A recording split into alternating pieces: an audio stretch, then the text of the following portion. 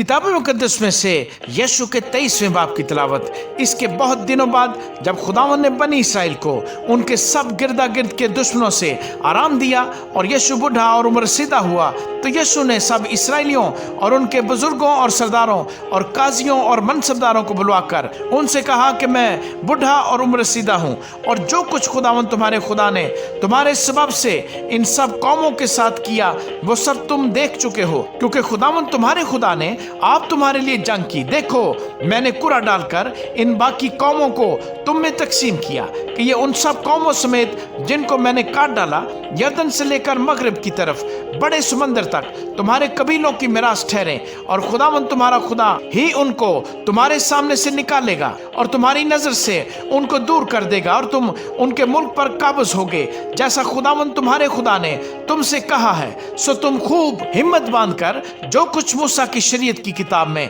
लिखा है उस पर चलना और अमल करना, ताकि तुम उससे दाहिने या बाएं हाथ को न मुड़ो, और उन कौमों में जो तुम्हारे दरमियान हनूज बाकी हैं न जाओ, और ना उनके देवताओं के नाम का जिक्र करो, और ना उनकी कसम खिलाओ, और ना उनकी प्रस्तिश करो, और ना उनको सजदा करो, बल्कि खुदावंद अपने खुदा से लिपटे रहो जैसा तुमने आज तक किया है, क्योंकि खुदावंद ने बड़ी बड़ी और जोरावर कौमों को तुम्हारे सामने से दफा किया। बल्कि तुम्हारा ये हाल रहा कि आज तक कोई आदमी तुम्हारे सामने ठहर ना सका। तुम्हारा एक एक मर्द एक एक हजार को रगे देगा, क्योंकि खुदावंद तुम्हारा खुदा ही तुम्हारे लिए लड़ता है जैसा उसने तुमसे कहा। बस तुम खूब चौकसी करो कि खुदावंद अपने खुदा से मोहब्बत रखो, वरना अगर तुम किसी तरह बरगश्ता होकर इन कौमों के बकिया से, यानी उनसे जो तुम्हारे दरमियान बाकी हैं, शिरो शक्कर हो जाओ और उनके साथ ब्याह शादी करो और उनसे मिलो और वो तुमसे मिलें, तो यकीन जानो कि खुदावंद तुम्हारा खुदा